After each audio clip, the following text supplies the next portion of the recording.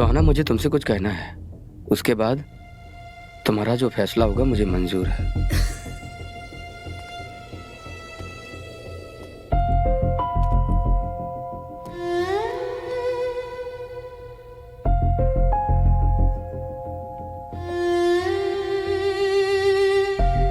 मैं तुमसे हमेशा कहता था ना कि तुम गलत कर रही हो, लेकिन आज मैं तुम्हें ये बताने नहीं आया हूं। मैं तो सिर्फ आज तुम्हें ये बताने आया हूं कि मैं हमेशा तुम्हारे साथ हूं। मैंने 2 लड़कों से प्यार किया और दोनों ने ही मुझे धोखा दिया। दोनों के दोनों एक जैसे निकले। मैंने भी तो तुम्हारी माँ से प्यार किया, उसने भी तो मुझे धोखा दिया। हम दोनों को प्यार में धोखा ही मिला। आप सही कह रहे थे, मैं आपको समझ नहीं पाई, या शायद मुझे आपके गुस्से से डर लग रहा था। कोई बात नहीं, मैं शायद आदत से मजबूर था। गुस्से में कुछ भी बोल देता था तो लोगों को बुरा लग जाता था, पर मैं दिल का बुरा नहीं हूं।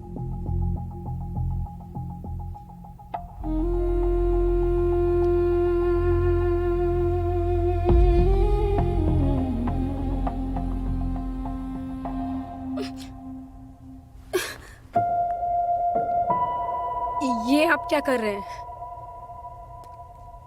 क्यों नहीं कर सकते? उन्होंने हमें धोखा दिया, हम उन्हें धोखा देंगे। पर ये गलत है। ये गलत नहीं है, ये उनकी गलती का जवाब है।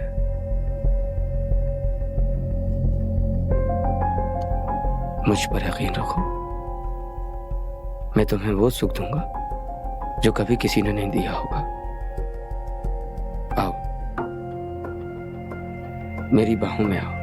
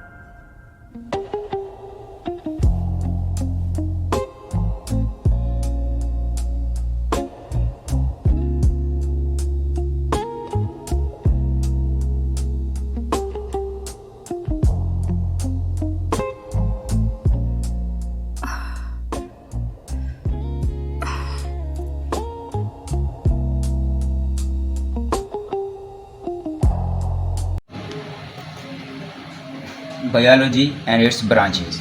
तो सबसे पहले आती है बायोलॉजी की definition. Biology is the science of life, यानी कि ज़िंदगी के मुतालिक हम कहते हैं बायोलॉजी। जो बायोलॉजी का वर्ड है वो आया है ग्रीक वर्ड से, और ग्रीक वर्ड्स कितने हैं? 2, यानी कि बायोस मीन लाइफ होता है और लोगोस मीन क्या होता है? स्टडी। इसके अंदर हम एक्सप्लोर्स करते हैं किसी भी चीज़ की स्ट्रक्चर्स, किसी भी चीज़ के फंक्शन और इंटरक्शन ऑफ लिविंग ऑर्गेनिज्म, और जानदारों के आपस में जो इंटरक्शन होता है उसके अंदर हम इसके अंदर देखते हैं, बायोलॉजी के अंदर डिस्कस करते हैं। तो ये हमारे पास डेफिनेशन होती है बायोलॉजी की। उसके बाद आता है हमारे पास major fields of biology. Biology is a vast field that explore the incredible diversity of life on earth, यानी कि बायोलॉजी की बहुत सी फील्ड्स हैं। इसके अंदर हम 3 डिस्कस करते हैं बेसिकली। पहला आता है ज़ूलॉजी, दूसरा बॉटनी और तीसरा माइक्रोबायोलॉजी।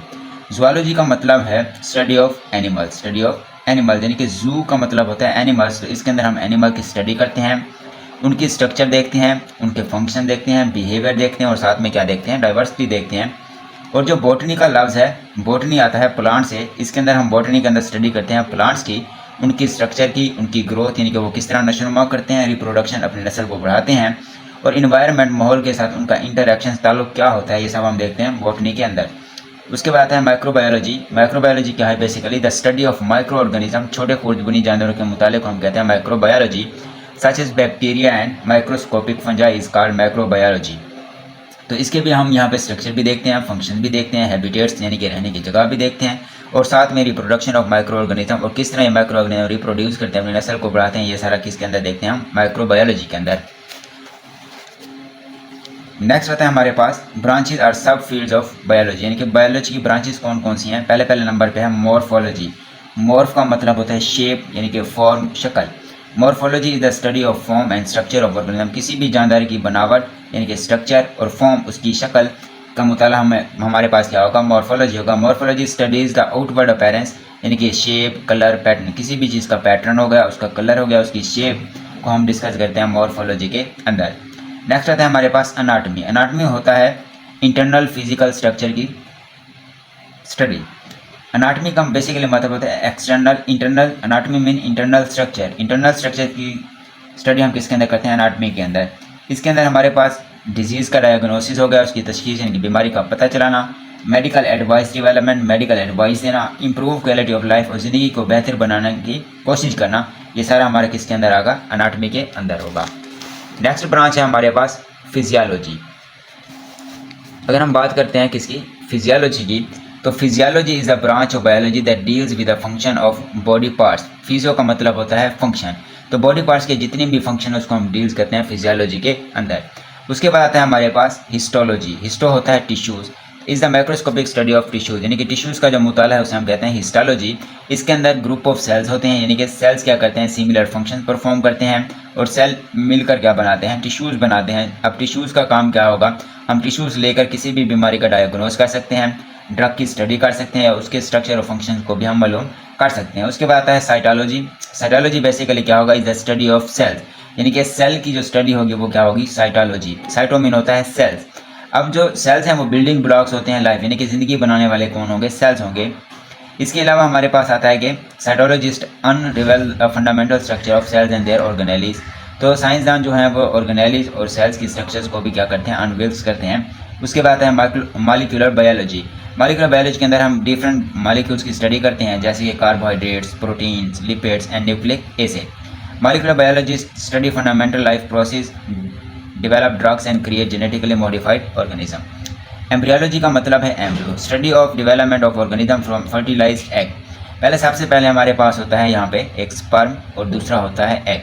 जब ये आपस में मिलते हैं तो एक बनता है जाइगोट, जाइगोट से फिर बनता है एम्ब्रियो, यानी कि एम्ब्रियो की स्टडी को हम नाम देते हैं एम्ब्रियोलॉजी। क्या नाम देते हैं? एम्ब्रियोलॉजी का नाम देते हैं।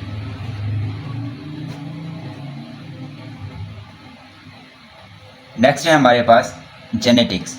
अब जेनेटिक्स क्या होगा? Transfer of characteristics from parent to offspring. Genetics यानी कि जीन्स को ट्रांसफ़र करना एक नस्ल से दूसरी नस्ल के अंदर, इसे हम कहते हैं genetics. In genetics scientist also study the causes of genetic disorders and develop better varieties of plant and animals. Palaeontology का मतलब होता है fossils. The study of fossils called palaeontology. The examination of fossils helps scientist to know the evolutionary history of organism, यानी कि यहाँ पे हम evolutionary history का पता चलाते हैं। एवोल्यूशनरी हिस्ट्री क्या होगी? इर्तिका, यानी कि एक जानदार से दूसरे जानदार का बनना क्या होगा? एवोल्यूशनरी हिस्ट्री होगी। मिसाल के तौर पर हमारे पास एग्जाम्पल है डायनासोर फॉसिल्स, यानी कि डायनासोर्स की जो फॉसिल्स हैं उसको भी हम कहाँ स्टडी करते हैं? पैलेंटोलॉजी के अंदर। इसके अलावा फॉसिल्स की डेफिनेशन लिखी हुई है यहाँ पे, fossils are the remains of plant and animals that were preserved in rocks and other geological formation. वो कहते हैं फॉसिल्स क्या होगा? प्लांट या एनिमल की जो रिमेन्स है, बाकियात बच जाने वाली चीज़ें हैं जो रॉक्स यानी कि चट्टानों और पथरीले इलाकों में धंस गई थी, उसे हम क्या कहते हैं? फॉसिल। ओल्डेस्ट फॉसिल है हमारे पास साइनोबैक्टीरियम, जो कि तकरीबन है 3.5 बिलियन ईयर्स ओल्ड। टैक्सानॉमी का मतलब है branch of biology that deals with the classification of organism into group on the basis of similarities and differences. किसी भी जानदार को उनके डिफरेंस या फिर सिमिलरिटीज़ की बेसिस पर क्लासीफाई कर देना ग्रुप या सब ग्रुप के अंदर, तो उसे हम कहते हैं टैक्सानॉमी। तो क्या कहते हैं इसको? टैक्सानॉमी का नाम देते हैं।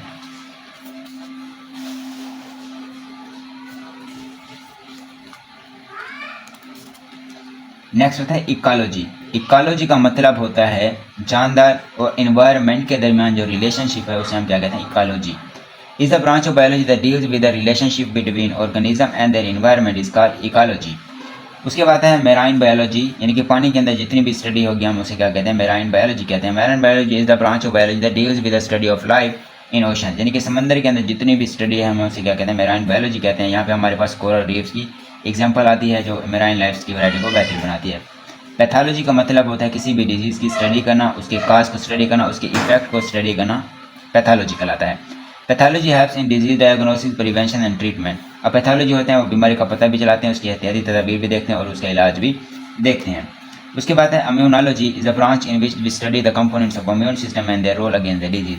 वो कहते हैं इसके अंदर हम दिफाई निज़ाम की स्टडी भी करते हैं, यानी कि इम्यून सिस्टम की स्टडी भी करते हैं और साथ में बीमारी के खिलाफ उसका रोल भी देखते हैं। फार्माकोलॉजी है ड्रग्स के मुतालिक, यानी कि ड्रग्स की स्टडी और उसके इफेक्ट को हम स्टडी करते हैं फार्माकोलॉजी के अंदर, यानी कि यहाँ पे हम ड्रग्स को डेवलपमेंट भी कर सकते हैं। For example antibiotics are develop that are use to kill bacteria. Antibiotics medicine है जो बैक्टीरिया को किल करने के लिए इस्तेमाल होती है एंड ट्रीट बैक्टीरिया इन्फेक्शन। अगर कोई बैक्टीरिया इन्फेक्शन भी हो जाए तो उसको भी ट्रीट करने के लिए इस्तेमाल होती है। नेक्स्ट होता है हमारे पास relationship of biology with other sciences. Biology का दूसरी साइंसेज के साथ रिलेशनशिप क्या है, यानी कि उसका ताल्लुक क्या है। बायोकेमिस्ट्री, बायो और chemistry. Biochemistry is the study of structure and reaction of different chemical substances present in living system. जितनी भी जिंदादार के अंदर चीज़ें हैं उनके डिफरेंट केमिकल जो सब्सटेंसेस हैं उनके रिएक्शन और उसकी स्ट्रक्चर को स्टडी करते हैं बायोकेमिस्ट्री के अंदर। जैसा कि केमिकल रिएक्शन है फोटोसिंथेसिस के अंदर, रेस्पिरेशन के अंदर, तो ये भी हमारी क्या होगी, एग्जाम्पल होगी बायोकेमिस्ट्री की। नेक्स्ट आता है हमारे पास बायोफिजिक्स, यानी कि बायो भी और फिजिक्स भी। तो यहाँ पे हम प्रिंसिपल देखते हैं फिजिक्स के which apply to the biological process. किसी भी बायोलॉजिकल प्रोसेस के अंदर जो फिजिक्स के प्रिंसिपल होंगे वो हम स्टडी करते हैं बायोफिजिक्स के अंदर। जैसे कि roles of levers and motion for understanding the function of muscles, bones and joint.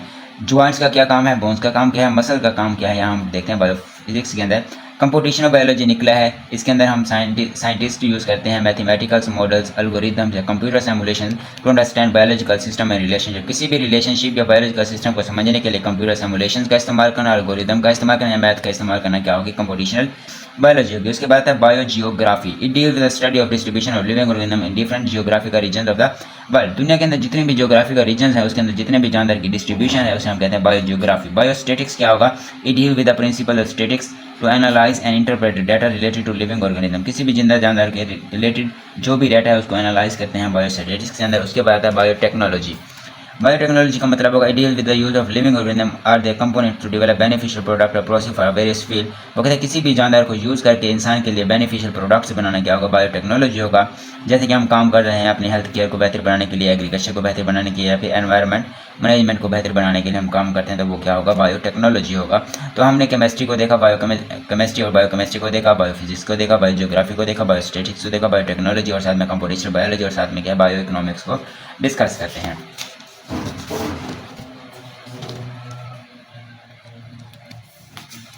Bio economics, it deal with the study of organism from economical point of view.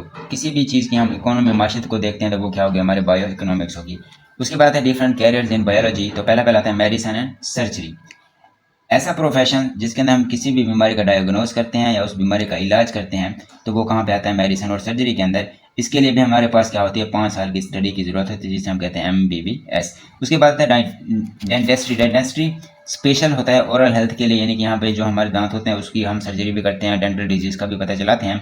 इसके लिए जो डिग्री होती है वो भी कितना होती है, 4 साल की डिग्री करनी पड़ती है, उसे हम कहते हैं BDS। फार्माकोलॉजी ड्रग्स के इफेक्ट्स है, ड्रग्स की डेवलपमेंट है, इसके अंदर हम फार्माकोलॉजी के देखते हैं। इसके लिए जो भी हम डिग्री करते हैं उसके लिए भी हमारे पास एक डिग्री होती है डॉक्टर ऑफ फार्मेसी। ये भी कितने साल की होती है, 5 साल की होती है।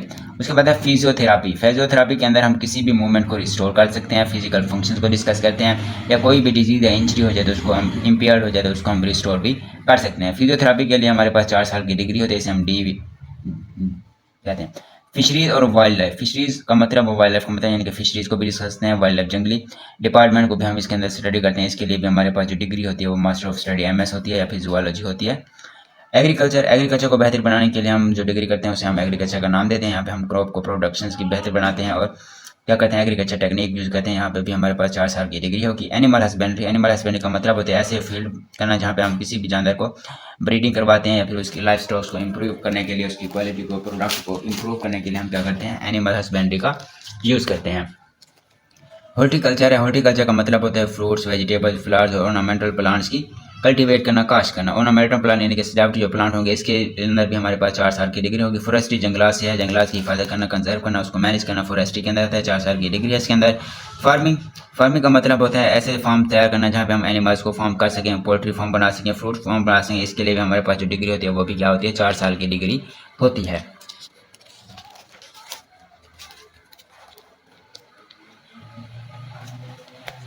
उसके बाद है बायोटेक्नोलॉजी।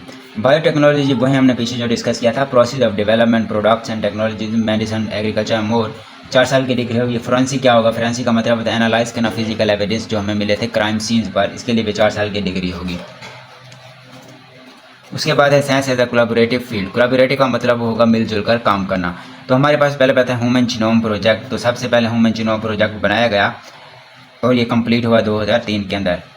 उसके बाद रिसर्चर्स ने वेरियस डिसिप्लिन में काम किया, जैसे कि मॉलिक्यूलर बायोलॉजी होगी, जेनेटिक्स होगी, इन्फॉर्मेशन होगी या फिर कंप्यूटर साइंस होगी। उसके बाद हम डिस्कस करते हैं climate change. Climate change research. Climate change requires collaborations among many disciplines such as atmospheric science, ecology, economic and social.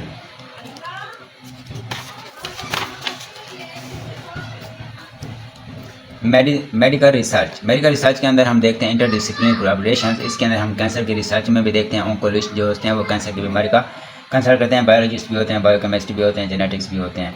Robotic and artificial AI, इसका आजकल बहुत ज़माना चल रहा है। इसके अंदर हम मैथ का इस्तेमाल करते हैं, इंजीनियरिंग, न्यूरो साइंस, फिजियोलॉजी, सारी चीज़ों का हम इसके अंदर इस्तेमाल करते हैं। उसके बाद है स्पेस एक्सप्लोरेशन। जैसे कि हमारे पास है एक नासा और ISS, तो ये क्या करते हैं, वेरियस फील्ड्स में काम करते हैं, जैसे एस्ट्रोफिजिक्स हो गया, प्लानिटरी साइंस हो गया, इंजीनियरिंग साइंस हो गया। तो ये सारा हमारा क्या होगा, इसके अंदर स्पेस एक्सप्लोरेशन का काम होगा। Scientific method. अब साइंटिफिक मेथड के अंदर हम क्या होता है, scientist take specific steps for doing scientific work और research. These steps are called the scientific method. तो इन्हें हम कहते हैं साइंटिफिक मेथड का नाम देते हैं। For biological research these steps are called biological method. वो कहते हैं कोई भी साइंटिफिक मेथड है, साइंटिफिक मेथड के अंदर हम कोई भी साइंटिफिक वर्क करते हैं तो इसे हम कहते हैं साइंटिफिक मेथड। यानी कि कोई भी साइंटिफिक प्रॉब्लम आती है तो उसको हम डिस्कस करते हैं, इसे हम कहते हैं साइंटिफिक मेथड का नाम देते हैं। इसके अलावा जो बायोलॉजिकल रिसर्च होता है उसके अंदर मुख्तलिफ स्टेप्स होते हैं जिन्हें हम नाम देते हैं बायोलॉजिकल मेथड का।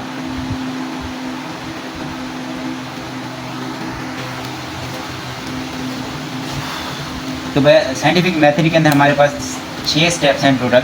पहले है recognition of scientific problem. Scientific problem को रिकॉग्नाइज करना, ऑब्जर्वेशन मुशाहदात करना, हाइपोथेसिस बनाना, डिडक्शन करना, एक्सपेरिमेंट करना और रिजल्ट बनाना। तो सबसे पहले आता है रिकॉग्निशन ऑफ प्रॉब्लम। तो हमने सबसे पहले प्रॉब्लम्स को पहचानना है। तो पहला स्टेप आता है, the first step involves identifying and defining a scientific problem. किसी भी साइंटिफिक प्रॉब्लम्स को डिफाइन करना, वजाहत करना या उसको आइडेंटिफाई करना क्या होगा, हमारा पहला स्टेप होगा। That scientist want to investigate, जिसे साइंटिस्ट इन्वेस्टिगेट करना चाहते हैं। Such problem is either asked by someone or comes in biologist mind by himself. वो कहते हैं ऐसी प्रॉब्लम या तो किसी से डिस्कस की जाती है, पूछी जाती है, या फिर बायोलॉजिस्ट के दिमाग में खुद ब खुद आ जाती है। मिसाल है हमारे पास, वो कहते हैं एक बायोलॉजिस्ट है जो नोटिस करता है that plant in an area are growing taller than usual. वो कहते हैं एक ऐसा इलाका है जहाँ पर प्लांट की ग्रो क्या हो रही है, ज़्यादा हो रही है। He develops a scientific problem, तो उसे एक साइंटिफिक प्रॉब्लम मिली। What factor are responsible for the increase growth of this plant. वो कहते हैं इन पौधों के नशोनुमा ज़्यादा होने की वजह जिम्मेदार फैक्टर्स कौन कौन से हैं।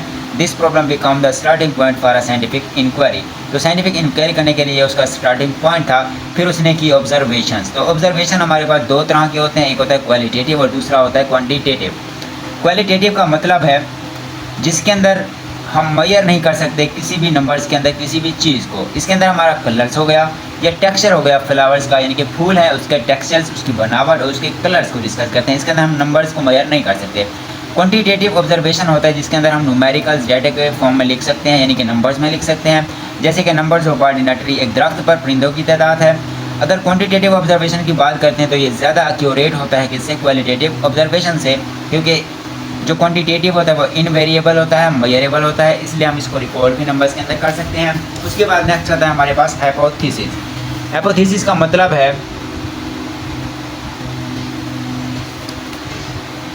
On the basis of observation की बुनियाद पर scientist develop a statement that may prove the answer of the scientific problem.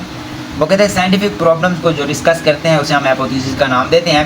Hypothesis की डेफिनेशन आती है हमारे पास, a tentative answer of scientific problem. किसी भी साइंटिफिक प्रॉब्लम का जो वजाती आंसर होगा उसे हम कहते हैं हाइपोथेसिस। एक अच्छे हाइपोथेसिस की खसूसियत क्या होंगी? It is proposed statement to answer the problem, यानी कि ये उस प्रॉब्लम का आंसर देगा। It always matches with the available observation, ये अवेलेबल ऑब्जर्वेशन के साथ मैच करता होगा। It can be tested through experiment, इसे हम तजर्बात के जरिए टेस्ट भी कर सकते हैं। There is always a way to disprove hypothesis, hypothesis को कभी भी डिस्प्रूव किया जा सकता है। उसके बाद नेक्स्ट आता है डिडक्शन। डिडक्शन के अंदर हम दो चीज़ें इस्तेमाल करते हैं, इफ़ और then statement. Scientist develop logical result from their hypothesis, तो जो साइंटिस्ट हैं वो डेवलप करते हैं लॉजिकल रिजल्ट को। Such logical results of hypothesis are called deduction, तो ऐसे रिजल्ट को हम कहते हैं डिडक्शन का नाम देते हैं। Usually deduction follow the pattern of if and then statement. वो कहते हैं डिडक्शन के अंदर हम दो चीज़ें डिस्कस करते हैं, इफ और then. Scientific assume that if hypothesis is true then what might be the result। तो वो कहता है कि इफ स्टेटमेंट ट्रू है तो रिजल्ट क्या होना चाहिए। मिसाल है हमारे पास, फॉर एग्जांपल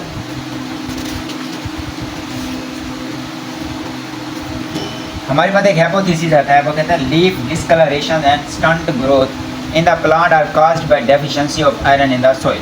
अगर मिट्टी के अंदर आयरन की कमी हो जाए तो प्लांट की ग्रोथ रुक जाती है और पत्तों का कलर उड़ जाता है। डिडक्शन क्या बनाएंगे?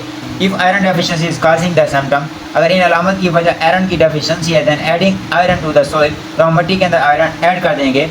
Will improve the colour of leaves, leaves का कलर बेहतर हो जाएगा और प्रमोट प्लांट ग्रोथ, और प्लांट की ग्रोथ भी क्या होगी? ज़्यादा होगी।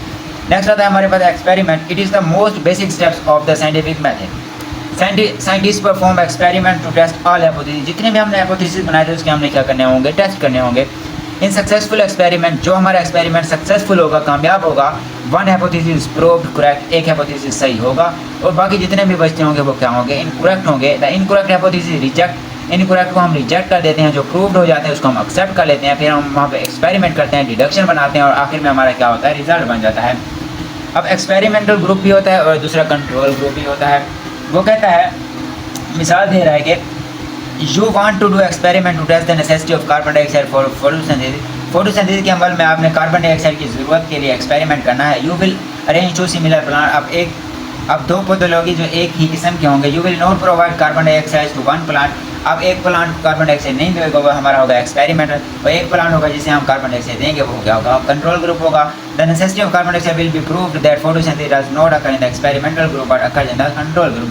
वो कहते हैं जो कार्बन डाइऑक्साइड अब हमारे पास एक्सपेरिमेंटल ग्रुप में नहीं थी तो फोटोसिंथेसिस का अमल नहीं हुआ, या फिर कंट्रोल ग्रुप के अंदर हमने कार्बन डाइऑक्साइड दे दी तो वहाँ पे फोटोसिंथेसिस भी हुआ। उसके बाद हमने फाइनली क्या बनाने हैं? रिजल्ट बनाने हैं। हमारे पास जितनी भी इन्फॉर्मेशन होगी, जितनी भी हमारे पास डिटेल होगी, एक्सपेरिमेंट होगी, उस सब का हम एक रिजल्ट बनाएंगे, सारी चीज़ों को इकट्ठा करेंगे, उसको पब्लिश भी कर देंगे और अपने दोस्तों के साथ उसको शेयर भी कर देंगे, तो वो हमारा क्या बन जाएगा? रिजल्ट बन जाएगा। उसके बाद नेक्स्ट आता है हमारे पास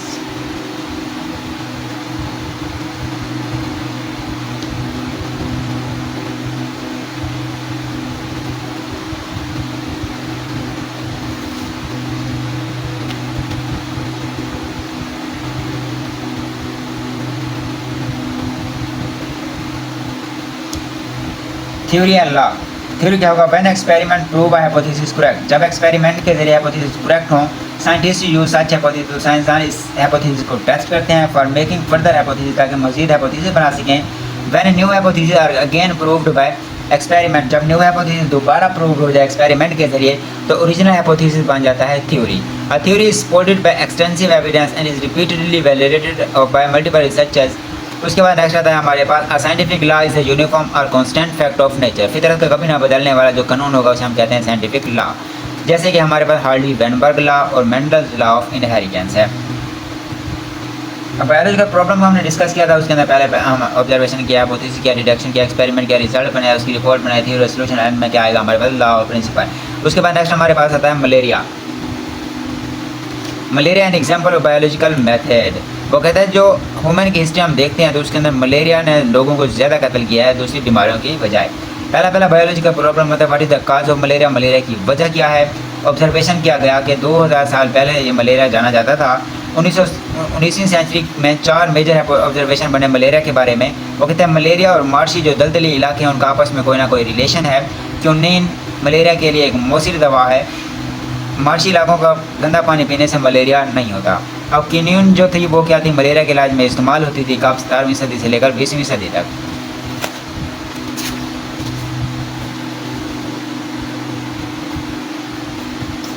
मलेरिया की वजह क्या थी, plasmodium was seen in blood of malaria patient. तो मलेरिया के मरीजों के अंदर क्या देखा गया, प्लाज्मोडियम देखा गया। उसके बाद हमने लेब्रॉन का काम देखना है। 1878 के अंदर लेब्रॉन ने काज ऑफ मलेरिया पर रिसर्च की। उसने एक मलेरिया पेशेंट का ब्लड लिया और एक्सपेरिमेंट किया। तो माइक्रोस्कोप के अंदर नीचे देखा गया तो उसे एक माइक्रो ऑर्गेनिज्म नजर आया ब्लड